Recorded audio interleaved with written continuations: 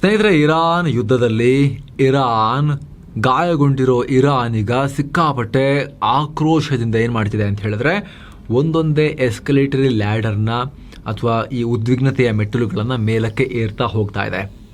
ಈಗ ಭಯಾನಕ ಘೋಷಣೆ ಮಾಡಿದೆ ಇರಾನ್. ಇಡೀ ಗಲ್ಫ್ ರಾಷ್ಟ್ರಗಳ ಆರ್ಥಿಕ ಲೋಕವನ್ನು ಅಲುಗಾಡಿಸ್ತೀವಿ, ಬೆಂಕಿ ಇಡ್ತೀವಿ ಅಂತ ಹೇಳಿದೆ. ಅಮೆರಿಕ ಮತ್ತು ಇಸ್ರೇಲ್ಗೆ ಸಂಬಂಧಪಟ್ಟ ಬ್ಯಾಂಕ್ಗಳು, ಆರ್ಥಿಕ ಕೇಂದ್ರಗಳನ್ನು ಧ್ವಂಸ ಮಾಡ್ತೀವಿ ಅಂತ ಆರ್ಭಟಿಸಿದೆ. ಇಂಥ ಸ್ಥಿತಿ ಬರೋಕೆ ಅಮೆರಿಕ ಮತ್ತು ಇಸ್ರೇಲ್ಗಳೇ ನೇರ ಕಾರಣ. ನಾವು ಅವರ ಬ್ಯಾಂಕ್ಗಳು ಮತ್ತು ಎಕನಾಮಿಕ್ ಸೆಂಟರ್ಗಳನ್ನು, ಫಿನಾನ್ಷಿಯಲ್ ಹಬ್ಗಳನ್ನು ಟಾರ್ಗೆಟ್ ಮಾಡ್ತೇವೆ. ಶತ್ರುಗಳೇ ನಮ್ಮ ಮೇಲೆ ದಾಳಿ ಮಾಡಿ ಮಾಡಿ ನಮಗೀಗ ಅವಕಾಶ ಮಾಡಿಕೊಟ್ಟಿದ್ದಾರೆ, ಪ್ರತಿದಾಳಿ ನಾವು ಮಾಡಲೇಬೇಕು ಅಂತ ಇರಾನ್ನ IRGC ಆರ್ಭಟಿಸಿದೆ. ಅಲ್ಲದೆ ಈ ಪ್ರದೇಶದ ವ್ಯಾಪ್ತಿಯ ಸಾಮಾನ್ಯ ಜನರಿಗೂ ವಾರ್ನಿಂಗ್ ಕೊಟ್ಟಿದೆ. ಯಾರೂ ಕೂಡ ಇನ್ನು ಮುಂದೆ ಈ ಬ್ಯಾಂಕ್ಗಳ 1 ಕಿಲೋಮೀಟರ್ ಸುತ್ತಮುತ್ತ ಸುಳಿಬೇಡಿ, ಹೆಚ್ಚು ಕಮ್ಮಿ ಆದರೆ ನೀವೇ ಹೊಣೆ, ನಾವು ಇದನ್ನು ಟಾರ್ಗೆಟ್ ಮಾಡ್ತಾ ಇದ್ದೀವಿ ಅಂತ ಹೇಳಿದೆ. ಇದು ಗಲ್ಫ್ ರಾಷ್ಟ್ರಗಳ ಪಾಲಿಗೆ, ಮುಖ್ಯವಾಗಿ ಯುನೈಟೆಡ್ ಅರಬ್ ಎಮಿರೇಟ್ಸ್, ದುಬೈ ಪಾಲಿಗೆ ಅತಿ ದೊಡ್ಡ ಶಾಕ್. ಯಾಕಂದರೆ ತೈಲ ಬಿಟ್ಟರೆ ಗಲ್ಫ್ ರಾಷ್ಟ್ರಗಳು, UAE ಅಂತೂ ನೆಚ್ಕೊಂಡಿರೋದೇ ಈ ಬ್ಯಾಂಕಿಂಗ್ ಮತ್ತು ಇನ್ನಿತರ ಹಣಕಾಸು ಕ್ಷೇತ್ರವನ್ನು. ಅಲ್ಲಿ ಹೆಚ್ಚು ಹೂಡಿಕೆ ಮಾಡಿರೋದೇ ಅಮೆರಿಕ ಮತ್ತು ಪಾಶ್ಚಿಮಾತ್ಯ ರಾಷ್ಟ್ರಗಳು. ಸೊ ಅದರ ಮೇಲೆ ದಾಳಿ ಆದರೆ ಖಂಡಿತ ಈ ಯುದ್ಧ ಇನ್ನಷ್ಟು ಅಪಾಯಕಾರಿಯಾಗಿ ಬದಲಾಗುತ್ತೆ. ಭಾರತ ಕೂಡ ಅಲರ್ಟ್ ಆಗಬೇಕಾಗಿರೋ ಸನ್ನಿವೇಶ ಇದೆ. ಯಾಕಂದರೆ ಗಲ್ಫ್ ರಾಷ್ಟ್ರಗಳಲ್ಲಿ ಸುಮಾರು 90 ಲಕ್ಷಕ್ಕೂ ಅಧಿಕ ಭಾರತೀಯರು ಕೆಲಸ ಮಾಡ್ತಿದ್ದಾರೆ. ಅತಿ ಹೆಚ್ಚು ಅಂದರೆ UAEನಲ್ಲಿ 35 ಲಕ್ಷ ಭಾರತೀಯರಿದ್ದಾರೆ. ಸೌದಿ ಅರೇಬಿಯಾದಲ್ಲಿ 27 ಲಕ್ಷ ಭಾರತೀಯರಿದ್ದಾರೆ. ಅದರಲ್ಲಿ ದೊಡ್ಡ ಪ್ರಮಾಣದಲ್ಲಿ 30% ಜನ ವೈಟ್ ಕಾಲರ್ ಹುದ್ದೆಗಳಲ್ಲಿ, ಅಂದರೆ finance, banking, IT, health care ಮತ್ತು ಇಂಜಿನಿಯರಿಂಗ್ ಕ್ಷೇತ್ರಗಳಲ್ಲಿ ಕೆಲಸ ಮಾಡ್ತಿದ್ದಾರೆ. ಸೊ ಈಗ ಇರಾನ್ ಈ ಕ್ಷೇತ್ರದ ಮೇಲೆ ಗುರಿಡೋಕ್ ಶುರು ಮಾಡಿದ್ರೆ ಸಮಸ್ಯೆ ಜಾಸ್ತಿ ಆಗುತ್ತೆ. ಹೀಗಾಗಿ ಮಿಡಲ್ ಈಸ್ಟ್ನ ರಾಷ್ಟ್ರಗಳಲ್ಲಿ ಆತಂಕ ಜಾಸ್ತಿ ಆಗಿದೆ. ಈಗ ಈ ಘೋಷಣೆ ಆಗ್ತಿದ್ದ ಹಾಗೆ ಯುನೈಟೆಡ್ ಅರಬ್ ಎಮಿರೇಟ್ಸ್ನಲ್ಲಿ ಅಲ್ಲಿನ ದುಬೈ ಏರ್ಪೋರ್ಟ್ ಹತ್ರ ಇರಾನ್ ಡ್ರೋನ್ಗಳು ಬಂದು ಅಪ್ಪಳಿಸಿ ಭಾರಿ ದೊಡ್ಡ ಸ್ಫೋಟ ಉಂಟಾಗಿದೆ. ಈ ಘಟನೆಯಲ್ಲಿ ಒಬ್ಬ ಭಾರತೀಯ ಸೇರಿ 4 ಗಾಯಗಳಾಗಿವೆ. ಈ ಬಗ್ಗೆ ದುಬೈ ಮೀಡಿಯಾ ಆಫೀಸ್ ಅಫಿಷಿಯಲ್ ಆಗಿ ಮಾಹಿತಿ ಕೊಟ್ಟಿದೆ. ಈ 4ರಲ್ಲಿ 2 ಘಾನಾ ಪ್ರಜೆಗಳಿದ್ರೆ, ಒಬ್ಬರು ಬಾಂಗ್ಲಾ ಮತ್ತು ಇನ್ನೊಬ್ಬರು ಭಾರತೀಯ ಪ್ರಜೆ ಅನ್ನೋ ಮಾಹಿತಿಯನ್ನು ಕೊಟ್ಟಿದ್ದಾರೆ. ಅಷ್ಟೇ ಅಲ್ಲ, UAE ಒಂದರ ಮೇಲೇನೆ ಈ ಯುದ್ಧ ಶುರುವಾದಲ್ಲಿದ್ದ ಇರಾನ್ ಸುಮಾರು 1700 ಮಿಸೈಲ್ ಮತ್ತು ಡ್ರೋನ್ಗಳನ್ನು ಹಾರಿಸಿದೆ. ಗಮನಿಸಬೇಕಾದ ಸಂಗತಿ ಅಂದರೆ, ಇಸ್ರೇಲ್ ಮೇಲೆ ಹಾರಿಸಿದ ಮಿಸೈಲ್ ಮತ್ತು ಡ್ರೋನ್ಗಳಿಗಿಂತ ಈ ಸಂಖ್ಯೆ ಜಾಸ್ತಿ ಇದೆ. ಕಾರಣ UAE ಜಗತ್ತಿನ ಆರ್ಥಿಕತೆಗೆ ಸಂಬಂಧಪಟ್ಟಂತೆ ದೊಡ್ಡ ಹಬ್ಬದು, ಗ್ಲೋಬಲ್ ಫಿನಾನ್ಷಿಯಲ್ ಹಬ್ಬದು. ಅಲ್ಲಿರೋ 90% ಜನ ಬೇರೆ ರಾಷ್ಟ್ರದ ವಲಸಿಗರು. ಆ ಗ್ಲೋಬಲ್ ಟ್ರೇಡ್ ಮತ್ತು ಬಿಸ್ನೆಸ್ನ ಡಿಸ್ಟರ್ಬ್ ಮಾಡಿ ಇಡೀ ಪ್ರಪಂಚಕ್ಕೆ ಬಿಸಿ ಮುಟ್ಟಿಸ್ತೀವಿ ಅನ್ನೋದು ಇರಾನ್ನ ಪ್ಲಾನ್. ಆ ಮೂಲಕ ಅಮೆರಿಕದ ಮೇಲೆ ಪ್ರೆಷರ್ ಹಾಕಬಹುದು ನಾವು ಅನ್ನೋದು ಇರಾನ್ನ ಪ್ಲಾನ್. ಜೊತೆಗೆ ಯುನೈಟೆಡ್ ಅರಬ್ ಎಮಿರೇಟ್ಸ್ನಲ್ಲಿ ಅಮೆರಿಕ ಮತ್ತು ಇತರ ಪಾಶ್ಚಿಮಾತ್ಯ ರಾಷ್ಟ್ರಗಳ ದೊಡ್ಡ ಮಿಲಿಟರಿ ಬೇಸ್ಗಳಿವೆ. ಅಮೆರಿಕ ತನ್ನ ಆಪರೇಷನ್ಸ್ಗೆ ಅಬುದಾಬಿಯ ಅಲ್ ದಫ್ರಾ ಏರ್ಬೇಸ್ ಮತ್ತು ದುಬೈನ ಜಬೆಲ್ ಅಲಿ ಪೋರ್ಟ್ ಅನ್ನ ಹೆಚ್ಚಾಗಿ ಬಳಸುತ್ತೆ. ಹೀಗಾಗಿ ಇರಾನ್ನ ಅತಿ ದೊಡ್ಡ ಟಾರ್ಗೆಟ್ ಯುನೈಟೆಡ್ ಅರಬ್ ಎಮಿರೇಟ್ಸ್ ಆಗಿ ಹೋಗಿದೆ. ಇನ್ನೊಂದು ಪ್ರಮುಖ ಕಾರಣ ಅಂದರೆ, UAE ಮೊದಲಿಂದಲೂ ಇರಾನ್ನ ವಿರೋಧಿಸ್ತಾ ಬಂದಿದೆ. ಅಮೆರಿಕದ ಮಧ್ಯಸ್ಥಿಕೆಯಲ್ಲಿ ಇಸ್ರೇಲ್ ಜೊತೆ ಅಬ್ರಹಾಂ ಅಕಾರ್ಡ್ಸ್ ಒಪ್ಪಂದವನ್ನು ಮಾಡಿಕೊಂಡು ಫ್ರೆಂಡ್ಶಿಪ್ ಬೆಳೆಸಿತ್ತು. ಹಾಗೆ ಏಬ್ರಹಾಂ ಅಕಾರ್ಡ್ಸ್ ಸೇರಿದ ಗಲ್ಫ್ ಕೋಆಪರೇಷನ್ ಕೌನ್ಸಿಲ್ನ ಮೊದಲ ರಾಷ್ಟ್ರ ಕೂಡ UAE. ಎಲ್ಲ ಕಾರಣಗಳಿಂದ UAEಯನ್ನು ಇರಾನ್ ಜಾಸ್ತಿ ಟಾರ್ಗೆಟ್ ಮಾಡ್ತಾ ಇದೆ. ಮತ್ತೊಂದು ಕಡೆ ಮಿಡಲ್ ಈಸ್ಟ್ನಿಂದ ಭಾರತೀಯರನ್ನ ವಾಪಸ್ ಕರೆತರೋ ಚರ್ಚೆಗೆ ಸಂಬಂಧಪಟ್ಟಂತೆ PM ಮೋದಿ ದೊಡ್ಡ ಸ್ಟೇಟ್ಮೆಂಟ್ ಕೊಟ್ಟಿದ್ದಾರೆ. ಕೇರಳದ ಎರ್ನಾಕುಲಂನಲ್ಲಿ ಬೃಹತ್ ರ್ಯಾಲಿ ಉದ್ದೇಶಿಸಿ ಮಾತನಾಡಿದ್ರು. ಈ ವೇಳೆ ಗಲ್ಫ್ ರಾಷ್ಟ್ರಗಳಲ್ಲಿ ಸಿಲುಕಿರೋ ಪ್ರತಿಯೊಬ್ಬ ಭಾರತೀಯನ ರಕ್ಷಣೆಗೂ ನಮ್ಮ ಸರ್ಕಾರ 24 ಗಂಟೆನೂ ಕೆಲಸ ಮಾಡ್ತಾ ಇದೆ. ನಮ್ಮ ನಾಗರಿಕರು ಎಲ್ಲೇ ಸಂಕಷ್ಟದಲ್ಲಿದ್ರೂ ಸರ್ಕಾರ ಅವರ ಕೈ ಬಿಡಲ್ಲ. ಈ ಹಿಂದೆ ಇರಾಕ್ನಿಂದ ಭಾರತೀಯ ನರ್ಸಸ್ನ ಸೇಫ್ ಆಗಿ ನಾವು ವಾಪಸ್ ಕರ್ಕೊಂಡ್ಬಂದಿದ್ವಿ. ಹಾಗೆ ಯೆಮೆನ್ನಲ್ಲಿ ಉಗ್ರರ ಕೈಯಿಂದ ಫಾದರ್ ಟಾಮ್ ಅವ್ರನ್ನ ಕಾಪಾಡಿದ್ವಿ. ಈಗಲೂ ನಮ್ಮೆಲ್ಲ ಶಕ್ತಿ ಬಳಸಿ ವಿದೇಶಗಳಲ್ಲಿ ತೊಂದರೆಯಲ್ಲಿರೋ ನಮ್ಮ ಪ್ರಜೆಗಳನ್ನು ಕರ್ಕೊಂಡ್ಬರ್ತೀವಿ ಅಂತ ಘೋಷಿಸಿದ್ದಾರೆ. ಇದಕ್ಕಾಗಿ ನಮ್ಮ ರಾಯಭಾರ ಕಚೇರಿಗಳು ಹಗಲಿರುಳು ಕೆಲಸ ಮಾಡ್ತಿವೆ. ಗಲ್ಫ್ನ ಮಿತ್ರ ರಾಷ್ಟ್ರಗಳು ಕೂಡ ನಮ್ಮವರಿಗೆ ಆಶ್ರಯ, ಭದ್ರತೆ ಕೊಡ್ತಾ ಇವೆ. ಆ ರಾಷ್ಟ್ರಗಳಿಗೆ ಸ್ಪೆಷಲ್ ಥ್ಯಾಂಕ್ಸ್ ಅಂತ ಹೇಳಿದ್ದಾರೆ. ಆದರೆ 1 ಕೋಟಿ ಭಾರತೀಯರನ್ನ, 90 ಲಕ್ಷ ಪ್ಲಸ್, ಅವರಲ್ಲಿ ಯಾರನ್ನ, ಎಷ್ಟು ಜನರನ್ನ ಹೇಗೆ ಕರ್ಕೊಂಡ್ಬರ್ತಾರೆ ಅದ್ರ ಬಗ್ಗೆ ಯಾವುದೇ ಕ್ಲಾರಿಟಿಯನ್ನು PM ಕೊಟ್ಟಿಲ್ಲ. ಏನೋ ಇರಾನ್ ಸುಪ್ರೀಂ ಲೀಡರ್ ಆಗಿ ಆಯತುಲ್ಲಾ ಅಲಿ ಖಾಮೆನಿ ಮಗ ಮುಜ್ತಬಾ ಖಾಮೆನಿ ಅಧಿಕಾರ ಹಿಡಿದ ಬೆನ್ನಲ್ಲೇ ಹತ್ಯೆಗೀಡಾದ ಸುಪ್ರೀಂ ಲೀಡರ್ ಆಯತುಲ್ಲಾ ಅಲಿ ಖಾಮೆನಿ ಅವರು ವಿಲ್ನಲ್ಲಿ ಮಗನ ವಿರುದ್ಧವೇ ಬರೆದಿದ್ರು ಅನ್ನೋ ಮಾಹಿತಿ ಬರ್ತಾ ಇದೆ. ನನ್ನ ಮಗನನ್ನು ಮುಜ್ತಬಾನನ್ನ ಉತ್ತರಾಧಿಕಾರಿಯನ್ನಾಗಿ ಮಾಡಬೇಡಿ ಅಂತ ಸ್ಪಷ್ಟವಾಗಿ ಉಲ್ಲೇಖಿಸಿದ್ರು ಅಂತ ನ್ಯೂಯಾರ್ಕ್ ಪೋಸ್ಟ್ ರಿಪೋರ್ಟ್ ಮಾಡಿದೆ. ಮೊಜ್ತಬಾಗೆ ರಾಜಕೀಯ ಅನುಭವ ಇಲ್ಲ ಮತ್ತು ದೇಶ ನಡೆಸೋ ಕೆಪಾಸಿಟಿ ಇಲ್ಲ ಅನ್ನೋದು ಅಪ್ಪಂದೇ ಒಪಿನಿಯನ್ ಆಗಿತ್ತು. ಆದರೆ ಇರಾನ್ನ ಸೇನಾಪಡೆ IRGC ಅಸೆಂಬ್ಲಿ ಆಫ್ ಎಕ್ಸ್ಪರ್ಟ್ಸ್ ಮೇಲೆ ಪ್ರೆಷರ್ ಹಾಕಿ ಮೊಜ್ತಬಾರನ್ನ ಲೀಡರ್ ಆಗಿ ಆಯ್ಕೆ ಮಾಡಿದೆ. ಯಾಕಂದರೆ ಮೊಜ್ತಬಾ ತಮಗೆ ಬೇಕಾದ ಹಾಗೆ ಕೇಳ್ತಾರೆ ಮತ್ತು ಅವ್ರ ಮೂಲಕ ಇಡೀ ಇರಾನನ್ನು ಸೇನೆ ಕಂಟ್ರೋಲ್ನಲ್ಲಿ ಇಟ್ಕೋಬಹುದು ಅನ್ನೋದು IRGC ಪ್ಲಾನ್ ಅಂತ ನ್ಯೂಯಾರ್ಕ್ ಟೈಮ್ಸ್ ರಿಪೋರ್ಟ್ ಮಾಡಿದೆ. ಈ ಮೂಲಕ ಇರಾನ್ ಈಗ ಸಂಪೂರ್ಣವಾಗಿ ಮಿಲಿಟರಿ ಸ್ಟೇಟ್ ಆಗಿ ಬದಲಾಗಿದೆ ಅಂತ. ಸದ್ಯಕ್ಕೆ ಇರಾನ್ ಸರ್ಕಾರದಿಂದ ಬಗ್ಗೆ ಅಧಿಕೃತ ರಿಪ್ಲೈ ಬಂದಿಲ್ಲ. ಬಹುಶಃ ಅದು ಇರಾನ್ ಜನರನ್ನ ರೊಚ್ಚಿಗೇಳಿಸೋ ತಂತ್ರನ ಬೆಂಬಲ ಸಿಗದೇ ಇರಲಿ ಅನ್ನೋ ರೀತಿ ಮಾಡ್ತಾ ಇದ್ದಾರಾ ಇನ್ನೂ ಕೂಡ ಸ್ಪಷ್ಟ ಇಲ್ಲ. ಅಮೆರಿಕನ್ ಮೀಡಿಯಾಸನ್ನ ಈ ಥರದೆಲ್ಲ ಬೇರೆ ಬೇರೆ ಥರ ಟ್ವಿಸ್ಟೆಡ್ ಪ್ರೊಪಗ್ಯಾಂಡಗಳಿಗೆ ಯೂಸ್ ಮಾಡಿರೋ ಇತಿಹಾಸ ಇದೆ. ಏನು ಈ ಮೊಜ್ತಬಾ ಖಾಮೆನೆಯನ್ನ ಫೆಬ್ರವರಿ 28ನೇ ತಾರೀಕಿಗೆ ಇಸ್ರೇಲ್ ಟಾರ್ಗೆಟ್ ಮಾಡಿತ್ತು ಅಂತ ವರದಿಯಾಗಿದೆ.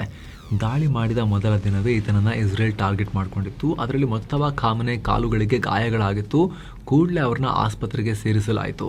ಹೀಗಾಗಿ ಮೊಜ್ತಬಾ ಖಾಮೆನೆ ಪಬ್ಲಿಕ್ ಆಗಿ ಎಲ್ಲೂ ಕಾಣಿಸ್ಕೊಳ್ತಾ ಇಲ್ಲ. ಈಗ ಅಮೆರಿಕ ಮತ್ತು ಇಸ್ರೇಲ್ ಮತ್ತೆ ಟಾರ್ಗೆಟ್ ಮಾಡಬಹುದು ಅನ್ನೋ ಕಾರಣಕ್ಕಾಗಿ ಹೊರಗೆಲ್ಲೂ ಬರ್ತಾ ಇಲ್ಲ ಅಂತ ಇದೇ ನ್ಯೂಯಾರ್ಕ್ ಟೈಮ್ಸ್ ರಿಪೋರ್ಟ್ ಮಾಡಿದೆ. ಈ ನಡುವೆ ಪಾಕ್ ಪ್ರಧಾನಿ ಶಹಬಾಜ್ ಶರೀಫ್ ಇರಾನ್ ಅಧ್ಯಕ್ಷ ಮಸೂದ್ ಪೆಜೆಶ್ಕಿಯಾನ್ ಜೊತೆ ಮಾತನಾಡಿದ್ದಾರೆ. ಈ ವೇಳೆ ಇರಾನ್ ಅಧ್ಯಕ್ಷರು ನಮಗೆ ನಮ್ಮ ಸುತ್ತಮುತ್ತಲಿನ ಯಾವುದೇ ರಾಷ್ಟ್ರಗಳೊಂದಿಗೆ ಜಗಳ ಅಥವಾ ಯುದ್ಧ ಮಾಡೋ ಇಂಟೆನ್ಷನ್ ಇಲ್ಲ ಅಂತ ಹೇಳಿದ್ದಾರೆ. ಆದ್ರೆ ನಮ್ಮ ಮೇಲೆ ದಾಳಿ ಮಾಡ್ತಿದ್ದಾರೆ ಅಮೆರಿಕ ಇಸ್ರೇಲ್, ಅವ್ರ ಮೇಲೆ ಜಗತ್ತಿನ ಎಲ್ಲ ರಾಷ್ಟ್ರಗಳು ಸೇರ್ಕೊಂಡು ಆಕ್ಷನ್ ತಗೋಬೇಕು ಅಂತ ಆಗ್ರಹ ಮಾಡಿದಾರಂತೆ ಶಹಬಾಜ್ ಶರೀಫ್ ಹತ್ರ ಮಸೂದ್ ಪೆಜೆಶ್ಕಿಯಾನ್. ಏನೋ ಭಾರತದ ಫಾರಿನ್ ಮಿನಿಸ್ಟರ್ ಎಸ್ ಜೈಶಂಕರ್ ಮತ್ತೊಮ್ಮೆ ಇರಾನ್ನೊಂದಿಗೆ ಮಾತನಾಡಿದ್ದಾರೆ ಅನ್ನೋ ಮಾಹಿತಿ ಬರ್ತಾ ಇದೆ. ಇರಾನ್ ವಿದೇಶಾಂಗ ಮಂತ್ರಿ ಅಬ್ಬಾಸ್ ಅರಾಕ್ಚಿಯೊಂದಿಗೆ ಮಂಗಳವಾರ ನೈಟ್ ಕೂಡ ಮಾತನಾಡಿದ್ದಾರೆ ಅಂತ ಹೇಳಿ ಇರಾನ್ ಸ್ಟೇಟ್ಮೆಂಟ್ ರಿಲೀಸ್ ಮಾಡಿದೆ. ಕಳೆದ 11 ದಿನಗಳಿಂದ ಅಮೆರಿಕ ಮತ್ತು ಇಸ್ರೇಲ್ ಜಂಟಿಯಾಗಿ ನಮ್ಮ ಮೇಲೆ ಮಾಡ್ತಿರೋ ದಾಳಿ ಬಗ್ಗೆ ಜೈಶಂಕರ್ ಅವರಿಗೆ ಮಾಹಿತಿ ಕೊಟ್ಟಿದ್ದೀವಿ. ಅದರಲ್ಲೂ ಕೂಡ ಯುದ್ಧ ಶುರುವಾದ ಮೊದಲ ದಿನವೇ ಮಿನಾಬ್ ನಗರದ ಹುಡುಗಿಯರ ಸ್ಕೂಲ್ ಮೇಲೆ ಆದ ದಾಳಿ ಬಗ್ಗೆ ನಮ್ಮ ವಿದೇಶಾಂಗ ಸಚಿವರು ಉಲ್ಲೇಖ ಮಾಡಿದ್ರು. ಇದು ವಿಶ್ವಸಂಸ್ಥೆ ಹಾಗೂ ಅಂತಾರಾಷ್ಟ್ರೀಯ ಕಾನೂನಿನ ಸ್ಪಷ್ಟ ಉಲ್ಲಂಘನೆ. ಹೀಗಾಗಿ ಎಲ್ಲ ರಾಷ್ಟ್ರಗಳು ಮಿಲಿಟರಿ ಆಕ್ರಮಣವನ್ನು ಖಂಡಿಸಬೇಕು ಅಂತ ಅರಾಕ್ಚಿ ಜೈಶಂಕರ್ ಅವರಿಗೆ ಒತ್ತಾಯ ಮಾಡಿದ್ರಂತೆ. ಇದರ ಜೊತೆಗೆ ಹಾರ್ಮುಜ್ ಜಲಸಂಧಿ ಮತ್ತು ಪರ್ಷಿಯನ್ ಕೊಲ್ಲಿ ಬಗ್ಗೆ ಚರ್ಚೆ ಆಯಿತು. ಹಡಗುಗಳ ಓಡಾಟಕ್ಕೆ ಭದ್ರತಾ ಸಮಸ್ಯೆ ಎದುರಾಗಿದೆ, ಅದಕ್ಕೆ ಅಮೆರಿಕದ ಆಕ್ರಮಣಕಾರಿ ನಡೆ ಕಾರಣ ನಾವಲ್ಲ ಅಂಥೇಳಿ ಇರಾನ್ ಭಾರತದ ವಿದೇಶಾಂಗ ಸಚಿವರಿಗೆ ಹೇಳಿದಾರಂತೆ. ಇದಕ್ಕೆ ಅಮೆರಿಕವನ್ನ ಹೊಣೆ ಮಾಡಬೇಕು ಅಂತ ಹೇಳಿದಾರವರು. ಜೊತೆಗೆ ಪ್ರಾದೇಶಿಕ ಭದ್ರತೆ ಹಾಗೂ ಶಾಂತಿ ಕಾಪಾಡೋ ನಿಟ್ಟಿನಲ್ಲಿ ಭಾರತ ಇರಾನ್ ಎರಡು ಒಟ್ಟಾಗಿ ಕೆಲಸ ಮಾಡ್ತವೆ, ಅದಕ್ಕೆ ನಾವು ಕಮಿಟ್ ಆಗಿದ್ದೀವಿ ಅಂತಲೂ ಇರಾನ್ ಹೇಳಿದೆ. ಜೈಶಂಕರ್ ಅವರು ಏನು ಹೇಳಿದ್ರು, ಭಾರತದ ಕಳವಳವನ್ನು ಅವರಿಗೆ ವ್ಯಕ್ತಪಡಿಸಿದ್ರ, ಅದ್ರ ಬಗ್ಗೆ ಜಾಸ್ತಿ ಸ್ಪಷ್ಟತೆ ಇಲ್ಲ. ಅವ್ರು ಏನು ಹೇಳಿದ್ದಾರೆ ಅನ್ನೋದನ್ನ ಸ್ಟೇಟ್ಮೆಂಟ್ ರಿಲೀಸ್ ಮಾಡಿದ್ದಾರೆ. ನಮ್ಮವ್ರ ಕಡೆಯಿಂದ ಈ ವಿಡಿಯೋ ರೆಕಾರ್ಡ್ ಆಗೋ ತನಕ ಈ ಥರ ಮಾತಾಡಿದೀವಿ ಅನ್ನೋ ಸ್ಟೇಟ್ಮೆಂಟ್ಸ್ ರಿಲೀಸ್ ಆಗಿರಲಿಲ್ಲ. ಮತ್ತೊಂದು ಕಡೆ ಅರಬ್ ರಾಷ್ಟ್ರಗಳ ಮೇಲೆ ಇರಾನ್ ಮಾಡ್ತಿರೋ ದಾಳಿಯನ್ನ ಖಂಡಿಸಿ ವಿಶ್ವಸಂಸ್ಥೆಯಲ್ಲಿ ಈಗ ಬಹ್ರೇನ್ ಭದ್ರತಾ ಮಂಡಳಿಯಲ್ಲಿ ರೆಸಲ್ಯೂಷನ್ ಮಂಡಿಸಿದೆ. ಈ ಡ್ರಾಫ್ಟ್ ಮೇಲೆ ಶೀಘ್ರದಲ್ಲಿ ವೋಟಿಂಗ್ ಕೂಡ ಆಗುತ್ತೆ.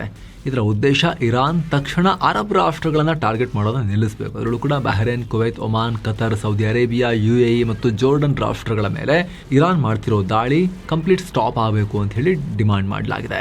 ಮತ್ತೊಂದು ಕಡೆ ಇರಾನ್ಗೆ ಕತಾರ್ ಬಿಗ್ ಶಾಕ್ ಕೊಟ್ಟಿದೆ. ನಮ್ಮ ಮೇಲೆ ನಿರಂತರವಾಗಿ ದಾಳಿ ಮಾಡ್ತಾ ಇದ್ದೀರಿ ನೀವು, ಹೀಗೆ ಕಂಟಿನ್ಯೂ ಮಾಡಿದ್ರೆ ಇರಾನ್ ಮತ್ತು ಪಾಶ್ಚಿಮಾತ್ಯ ರಾಷ್ಟ್ರಗಳ ನಡುವೆ ನಾವು ಯಾವುದೇ ಕಾರಣಕ್ಕೂ ಸಂಧಾನಕಾರರಾಗಿ ಕೆಲಸ ಮಾಡಲ್ಲ ಅನ್ನೋ ವಾರ್ನಿಂಗ್ ಕೊಟ್ಟಿದೆ. ಇರಾನ್ ಮತ್ತು ಪಾಶ್ಚಿಮಾತ್ಯ ರಾಷ್ಟ್ರಗಳ ನಡುವೆ ಸೇತುವೆಯಾಗಿ ಕೆಲಸ ಮಾಡ್ತಾ ಇದ್ದ ನಮ್ಮ ಮೇಲೆ, ಕತಾರ್ ಮೇಲೆ ದಾಳಿ ಮಾಡ್ತಾ ಇದ್ದೀರಿ ನೀವು, ಒಮಾನ್ ಮೇಲೂ ಹಿಂಗೆ ದಾಳಿ ಮಾಡಿದ್ದೀರಾ. ಇರಾನ್ಗೆ ಈ ಭಾಗದ ಅರಬ್ ರಾಷ್ಟ್ರಗಳು ಶತ್ರುಗಳಲ್ಲ ಅನ್ನೋದು ಇನ್ನೂ ಅರ್ಥನೇ ಆಗ್ತಿಲ್ಲ. ಯಾಕೆ ಹಿಂಗೆ ಮಾಡಿದ್ರೆ ಏನಾದರೂ ಮಾಡ್ಕೊಳ್ಳಿ, ನಾವಂತೂ ನಿಮ್ಮ ನಾಶವನ್ನು ತಡೆಯೋಕ್ಕೆ ಬರಲ್ಲ, ಮಧ್ಯಸ್ಥಿಕೆ ಮಾಡೋಕ್ಕೆ ನಾವು ಬರಲ್ಲ ಅನ್ನೋ ವಾರ್ನಿಂಗ್ ಅನ್ನು ಕೊಟ್ಟಿದೆ. ಕತಾರ್ ವಿದೇಶಾಂಗ ಖಾತೆ ರಾಜ್ಯ ಸಚಿವ ಮೊಹಮ್ಮದ್ ಬಿನ್ ಅಬ್ದುಲ್ಲಾಜಿಜ್ ಅಲ್ ಖಲೈಫಿ ಹೇಳಿಕೆ ಕೊಟ್ಟಿದ್ದಾರೆ. ಈ ಥರ ಮತ್ತೊಂದು ಕಡೆ ಇರಾನ್ ಒಂಟಿ ಆಗ್ತಿದೆ. ಚೈನಾ ಸ್ವಲ್ಪ ಸಾಫ್ಟ್ ಕಾರ್ನರ್ ತೋರಿಸ್ತಾ ಇತ್ತು, ಇರಾನ್ ಪರವಾಗಿ ಮಾತನಾಡ್ತಾ ಇತ್ತು. ಆದರೆ ಈಗ ಅರಬ್ ರಾಷ್ಟ್ರಗಳ ಮೇಲೆ ಈ ಇರಾನ್ ಮಾಡ್ತಿರೋ ದಾಳಿಯನ್ನು ನಾವು ಒಪ್ಪಲ್ಲ ಅಂತ ಚೈನಾ ಹೇಳಿದೆ. ಈಗ ಚೀನಾ ವಿದೇಶಾಂಗ ವಕ್ತಾರ ಗುವೋ ಜಿಯಾಕುನ್ ಸಾಮಾನ್ಯ ಜನರ ಮೇಲೆ ಮತ್ತು ಬೇರೆ ಬೇರೆ ಸಿವಿಲಿಯನ್ ಇನ್ಫ್ರಾಸ್ಟ್ರಕ್ಚರ್ ಮೇಲೆ ಇರಾನ್ ಮಾಡ್ತಿರೋ ದಾಳಿಯನ್ನು ಖಂಡಿಸ್ತೀವಿ ಅಂತ ಹೇಳಿದ್ದಾರೆ. ಪಕ್ಕಾ ವ್ಯಾಪಾರಿ ರಾಷ್ಟ್ರ ಚೈನಾ. ಇಷ್ಟು ದಿವಸ ಇರಾನ್ ತೈಲ ಕೊಡ್ತಾ ಇತ್ತು, ಸೊ ಅವ್ರಿಗೆ ನೈಸ್ ಮಾಡ್ತಾ ಇದ್ರು. ಈಗ ಅಲ್ಲಿ ಬಂದಾಗಿದೆ, ತೈಲ ಬರೋ ಸದ್ಯಕ್ಕೆ ಡೌಟು, ಅಮೆರಿಕ ದಾಳಿ ಮಾಡ್ತಿದೆ. ಹೀಗಾಗಿ ಇನ್ನೊಂದು ಕಡೆಗೆ ವಾಲಿದ್ದಾರೆ. ಈಗ ಕತಾರ್ ಚೀನಾಗೆ ದೊಡ್ಡ ಆರ್ಥಿಕ ಸಂಬಂಧವನ್ನು ಹೊಂದಿದೆ, ಚೀನಾ ಜೊತೆ ವ್ಯಾಪಾರ ಮಾಡ್ತಾರೆ, ಮಾರ್ಕೆಟ್ ಇದೆ. ಹೀಗಾಗಿ ಚೀನಾದ ನಿಯತ್ತು ಈಗ ಬದಲಾಗಿದೆ ಸ್ವಲ್ಪ. ಇನ್ನು ಯುದ್ಧದಿಂದಾಗಿ ಜಾಸ್ತಿ ಆಗ್ತಿರೋ ಕಚ್ಚಾ ತೈಲ ಬೆಲೆಯನ್ನು ಕಂಟ್ರೋಲ್ ಮಾಡೋಕೆ G7 ರಾಷ್ಟ್ರಗಳು ಮುಂದಾಗಿವೆ.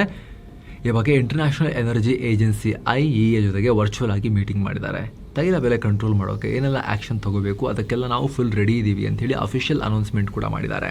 ಜೊತೆಗೆ IEA ದೊಡ್ಡ ಪ್ರಮಾಣದಲ್ಲಿ ಸ್ಟಾಕ್ ಇಟ್ಕೊಂಡಿರುತ್ತೆ ತೈಲವನ್ನು, ಇಂಥ ಎಮರ್ಜೆನ್ಸಿಗೆ ಅಂತಲೇ. ಅದನ್ನ ಈಗ ಸ್ವಲ್ಪ ರಿಲೀಸ್ ಮಾಡೋದಕ್ಕೆ ಸಂಬಂಧಪಟ್ಟಂತೆ ಕೂಡ ಚರ್ಚೆ ಮಾಡಿ ಒಪ್ಕೊಂಡಿದ್ದಾರೆ. ಸ್ನೇಹಿತರೆ, ಈ IEA ನಲ್ಲಿ G7 ರಾಷ್ಟ್ರಗಳು ಸೇರಿ 32 ರಾಷ್ಟ್ರಗಳಿವೆ. ಬಹುತೇಕ ಅಮೆರಿಕದ ಮಿತ್ರರು, ಭಾರತ ಇದರಲ್ಲಿಲ್ಲ. ಅವ್ರ ಹತ್ರ 1.2 ಬಿಲಿಯನ್ ಬ್ಯಾರೆಲ್ಸ್ಗೂ ಅಧಿಕ ಸರ್ಕಾರಿ ಎಮರ್ಜೆನ್ಸಿ ಆಯಿಲ್ ಸ್ಟಾಕ್ ಇದೆ. ಹಾಗೆ 600 ಮಿಲಿಯನ್ ಬ್ಯಾರೆಲ್ನಷ್ಟು ಪ್ರೈವೇಟ್ ಇಂಡಸ್ಟ್ರಿ ಸ್ಟಾಕ್ ಕೂಡ ಸೇಫ್ ಆಗಿದೆ ಅವ್ರ ಹತ್ರ. 1973ರ ಟೈಮ್ನಲ್ಲಿ ಆಯಿಲ್ ಕ್ರೈಸಿಸ್ ಆದಾಗ ಇನ್ಮುಂದೆ ಯಾವತ್ತೂ ಈ ರೀತಿ ಪ್ರಾಬ್ಲಮ್ ಆಗಬಾರ್ದು ಅಂತ ಪ್ಯಾರಿಸ್ನಲ್ಲಿ ಗ್ರೂಪ್ ಶುರುವಾಯಿತು. ಸೊ ಈಗ ಈ ರಾಷ್ಟ್ರಗಳು ಎಮರ್ಜೆನ್ಸಿ ಸ್ಟಾಕನ್ನು ಮಾರ್ಕೆಟ್ಗೆ ಬಿಡೋದ್ರಿಂದ ಗ್ಲೋಬಲ್ ಲೆವೆಲ್ನಲ್ಲಿ ಕಚ್ಚಾ ತೈಲದ ಬೆಲೆ ಬ್ಯಾಲೆನ್ಸಿಗೆ ಬರುತ್ತೆ ಅನ್ನೋ ಲೆಕ್ಕಾಚಾರ ಇದೆ.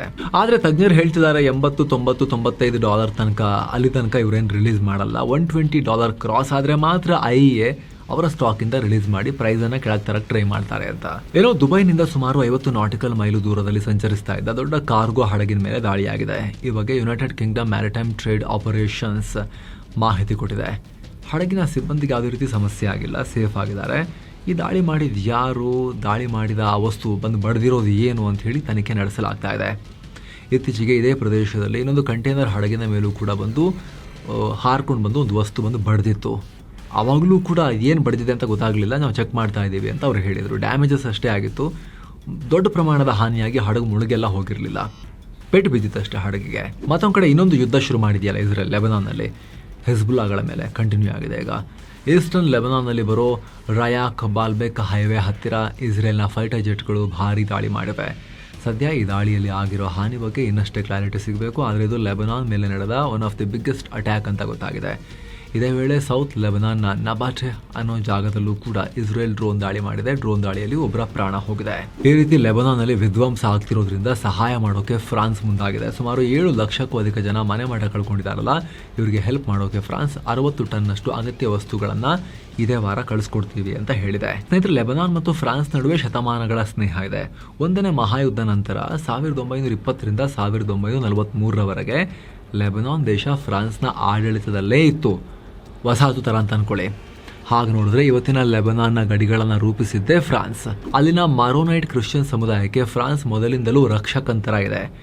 ಇವತ್ತಿಗೂ ಲೆಬನಾನ್ನಲ್ಲಿ ಫ್ರೆಂಚ್ ಭಾಷೆ ಮತ್ತು ಸಂಸ್ಕೃತಿಯ ಪ್ರಭಾವ ತುಂಬ ಸ್ಟ್ರಾಂಗ್ ಇದೆ. ಲಕ್ಷಾಂತರ ಲೆಬನೀಸ್ ಜನ ಫ್ರಾನ್ಸ್ನಲ್ಲಿ ನೆಲೆಸಿದ್ದಾರೆ ಕೂಡ. ಏನೋ ಮಿಡಲ್ ಈಸ್ಟ್ನಲ್ಲಿ ತನ್ನ ಪ್ರಾಬಲ್ಯ ಮತ್ತು ಹಿಡಿತ ಉಳಿಸ್ಕೊಳ್ಳೋಕೆ ಫ್ರಾನ್ಸ್ಗೆ ಈ ಲೆಬನಾನ್ ಕೀಲಿಕೈ ಇದ್ದ ಹಾಗೆ. ಮೆಡಿಟರೇನಿಯನ್ ಸಮುದ್ರದ ಗ್ಯಾಸ್ ನಿಕ್ಷೇಪಗಳಲ್ಲಿ ಫ್ರಾನ್ಸ್ನ ಟೋಟಲ್ ಎನರ್ಜೀಸ್ ಕಂಪನಿ ಕೂಡ ಬಂಡವಾಳ ಹಾಕಿದೆ. ಹೀಗಾಗಿ ಲೆಬನಾನ್ ಪೂರ್ತಿಯಾಗಿ ನಾಶ ಆದರೆ ಐತಿಹಾಸಿಕ ಮಿತ್ರ ರಾಷ್ಟ್ರವನ್ನ ಕಳ್ಕೊಳ್ಬೇಕಾಗತ್ತೆ ಅನ್ನೋದು ಫ್ರಾನ್ಸ್ಗೂ ಕೂಡ ಗೊತ್ತು. ಸೊ ಫ್ರೆಂಡ್ಸ್, ಇದಾಗಿತ್ತು ಮಿಡಲ್ ಈಸ್ಟ್ ಕದನದ ಈ ಕ್ಷಣದ ಎಲ್ಲ ಅಪ್ಡೇಟ್ ತಲುಪಿಸುವಂತ ಪ್ರಯತ್ನವನ್ನ ಮಾಡಿದ್ದೀವಿ. ಮುಂದೆ ಕೂಡ ಟೈಮ್ಲಿ ಆಗಿ ಮಾಹಿತಿಯನ್ನ ಕೊಡ್ತಾನೆ ಇರ್ತೀವಿ. ಸ್ನೇಹಿತರೆ, ದಯವಿಟ್ಟು ಸಬ್ಸ್ಕ್ರೈಬ್ ಮಾಡಿ, ಹಾಗೆ ಪಕ್ಕದ ಜಾಯಿನ್ ಬಟನ್ ಮೇಲೆ ಕ್ಲಿಕ್ ಮಾಡೋ ಮೂಲಕ, ಆ ಜಾಯಿನ್ ಆಪ್ಷನ್ ಮೂಲಕ ಆಸಕ್ತ ವೀಕ್ಷಕರು ಮಸ್ಮಗ ಪ್ರೀಮಿಯಂ ಸದಸ್ಯರಾಗ್ಬೋದು.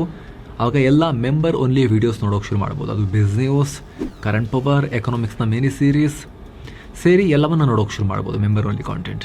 ಎಲ್ಲಕ್ಕಿಂತ ಹೆಚ್ಚಾಗಿ ನೀವು ನಮಗೆ ನಮ್ಮ ತಂಡಕ್ಕೆ ಸಪೋರ್ಟ್ ಮಾಡಿದ ಹಾಗೂ ಕೂಡ ಆಗುತ್ತೆ. ಆಸಕ್ತರು ಜಾಯಿನ್ ಬಟನ್ ಚೆಕ್ ಮಾಡಿ ಮಿಸ್ ಇಲ್ಲದೆ ಮತ್ತೆ ಭೇಟಿ ಆಗ್ತಿರೋಣ. ಸ್ನೇಹಿತರೆ, ನಮಸ್ತೆ.